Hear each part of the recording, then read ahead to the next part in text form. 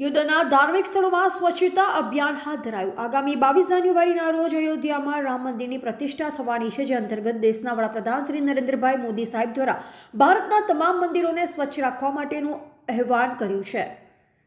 ત્યારે આજરોજ દિયોદર નીલકંઠ મહાદેવ મંદિર, ઓગળ મંદિર, દશામા મંદિર, હનુમાનજી મંદિર સહિતના ધાર્મિક સ્થળોની સાફ સફાઈ કરવામાં આવી। આ પ્રસંગે દિયોદર ધારાસભ્ય કેસાજી ચૌહાણ, ભારતીય જનતા પાર્ટીના પ્રમુખ ડોક્ટર હસુભાઈ પટેલ, ઉપપ્રમુખ ભવાનજી ઠાકોર, મહામંત્રી દિનેશભાઈ દવે, જિલ્લા ભાજપ યુવા મહામંત્રી રમેશભાઈ દેસાઈ, પ્રદીપભાઈ મહેતા, બક્ષી મોરચાના પ્રમુખ ઈશ્વરભાઈ નાઈ, યુવા મોરચાના પ્રમુખ મેરાજભાઈ દેસાઈ, જેસી ત્રિવેદી, ભરતભાઈ અખાણી, શૈલેષાભાઈ ઠક્કર, કિશોરભાઈ પરમાર, એમડી મકવાણા, કમળાબેન, શારદાબેન આખાણી, શૈલેષભાઈ નાઈ, અલકાબેન, તુલસીભાઈ ચૌહાણ સહિત ભારતીય જનતા પાર્ટીના કાર્યકરો મોટી સંખ્યામાં ઉપસ્થિત રહી સ્વચ્છતા અભિયાન હાથ ધર્યું હતું। બ્યુરો રિપોર્ટ અનુપ ઠાકોર, ક્ષત્રિય જ્યોત ન્યૂઝ, દિયોદર।